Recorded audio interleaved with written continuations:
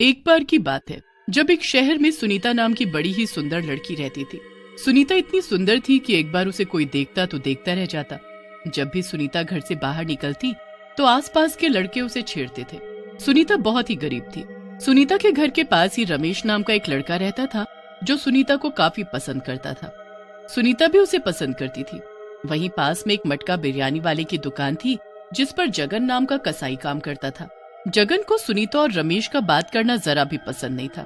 एक दिन जब रमेश सुनीता से बात कर रहा होता है तो जगन वहीं खड़ा सब देख रहा होता है। दोनों खूब हंस-हंस कर बातें कर रहे होते हैं। हमें तो ये देखती भी नहीं और इसे देखो कैसे हंस हंस कर बातें कर रही है। आखिर क्या है इसके पास ऐसा जो मेरे पास नहीं है? पैसा, घर, शक्ल सब तो है। आज मैं इससे बात करके ही रहूंगा। रमेश के जाने के बाद जगन सुनीता का रास्ता रोककर खड़ा हो जाता है। सुनीता उसे देखकर घबरा जाती है। अरे ये तुम यहाँ ऐसे क्यों खड़े हो गए? मुझे जाने दो।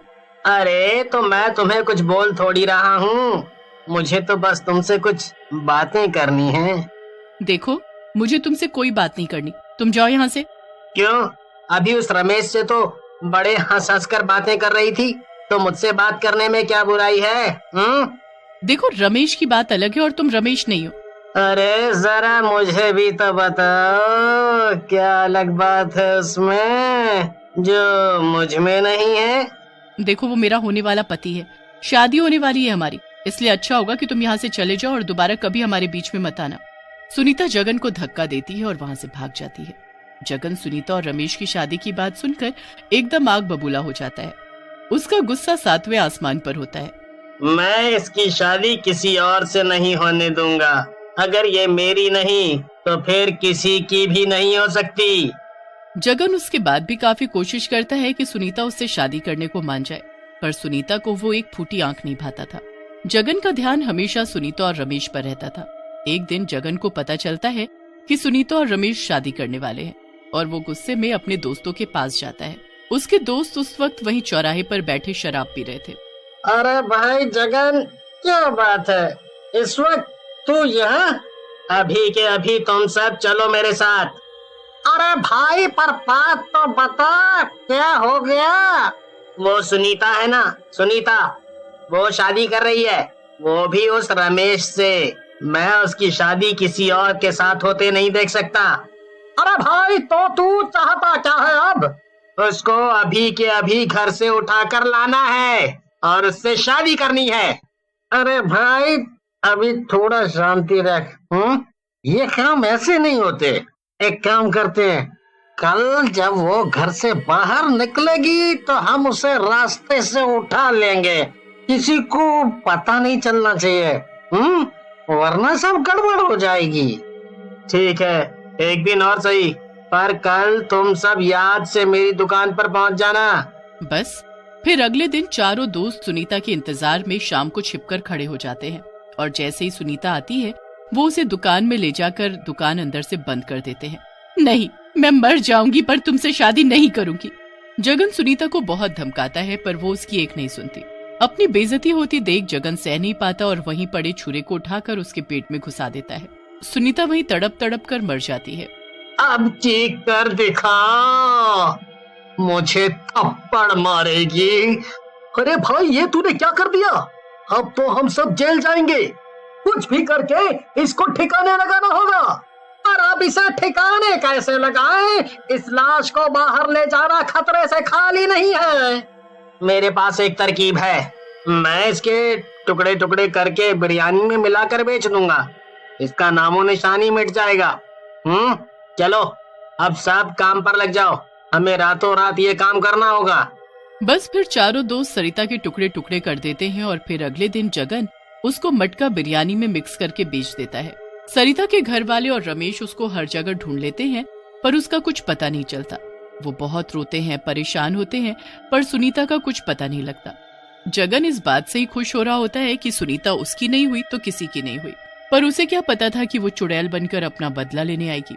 एक रात जब जगन दुकान बंद करके घर जाने वाला होता है तो उसे पीछे से किसी की आवाज आती है। जगन, जगन। ये किसकी आवाज है? यहाँ तो कोई भी नहीं दिख रहा। जगन इधर उधर देख ही रहा होता है कि तभी चुड़ैल उसकी गर्दन पकड़ लेती है। पहचाना मुझे, मैं कौन हूँ? चुड़ैल, चुड़ैल, बचाओ बचाओ, मुझे बचाओ।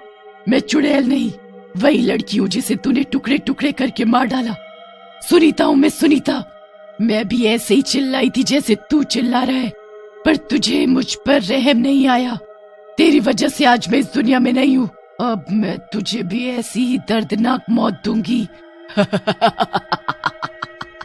जगन चिल्लाता रह जाता है, पर चुड़ैल उस पर जरा भी तरस नहीं खाती और वहीं छुरा उठाकर उसको मार डालती है। उसके बाद वो भी उसके ऐसे ही छोटे छोटे टुकड़े करती है।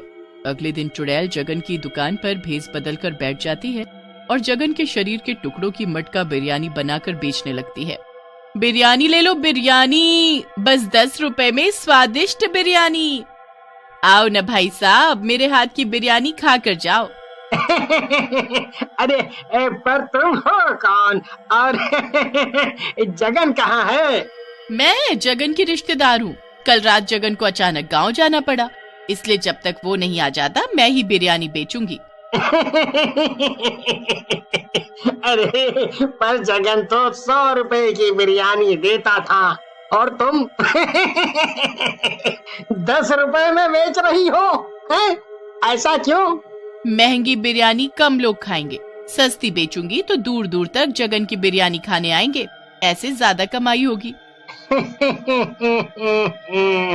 अरे वाह, तुम तो बड़ी तेज हो। चलो मुझे भी 10 की बिरयानी दे दो। बस फिर क्या था, पूरे दिन चुड़ैल मीना के भेस में लोगों को जगन के टुकड़ों की बिरयानी खिलाती है। रात तक वो सारी बिरयानी बेच देती है। उसके बाद वो अपने वापस चुड़ैल वाले रूप में आ जाती है। अब मुझे उन तीनों को भी एक एक करके पकड़ना है। आज देखती हूँ किसकी मौत लिखी है।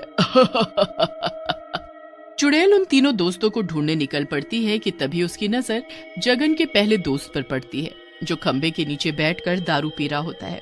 चुड़ैल पीछे से जाती है और उसकी गर्दन पकड़ लेती है। उसको नशे में कुछ होश नहीं होता कि उसे एक चुड़ैल कहाँ घसीटते हुए ले जा रही है।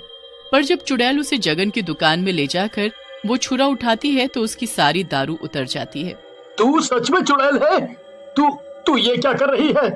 तू जा यहाँ से। मैं वही हूँ जिसके तूने कुछ दिन पहले इसी जगह टुकड़े किए थे। अब मैं भी तेरे साथ ऐसा ही करूंगी। झूठ और सच पता करने का अब तेरे पास वक्त ही नहीं है। चुड़ैल बिना सोचे उसे छुरा मारती है और उसके भी टुकड़े टुकड़े कर देती है। फिर अगले दिन फिर से रूप बदलकर मटका बिरयानी बनाकर 10-10 रुपए में बेचने लगती है। इतनी सस्ती बिरयानी के नाम पर दुकान के आगे भीड़ लग जाती है और शाम तक सारी बिरयानी बिक जाती है। रात को सुनीता वापस चुड़ैल बन जाती है और दूसरे दोस्त की तलाश में निकल पड़ती है। वो उसके साथ भी बिल्कुल वैसा ही करती है। उसके भी टुकड़े कर उसकी मटका बिरयानी बनाकर बेचने लगती है। इस बार उसकी दुकान पर रमेश बिरयानी खरीदने आता है। रमेश को देखकर वो भावुक हो जाती है पर कुछ कह नहीं पाती। रमेश बिरयानी लेकर घर जाता है तो उसकी बिरयानी में एक इंसान की उंगली निकलती है। ये मीट तो किसी इंसान का है। मुझे पहले ही ठीक नहीं लग रहा था कि आखिर जगन की जगह ये कौन लड़की बिरयानी बेच रही है, और वो भी इतनी सस्ती। मुझे इसका पता लगाना ही होगा। रमेश उस रात चुपके से जगन की दुकान के पीछे छुप जाता है। तभी वहां एक चुड़ैल आती है जो जगन के तीसरे दोस्त को पकड़ कर लाती है। रमेश सब कुछ छुपकर देखने लगता है। मुझे जाने दो, मुझे जाने दो, मुझे छोड़ दो, मुझे छोड़ दो।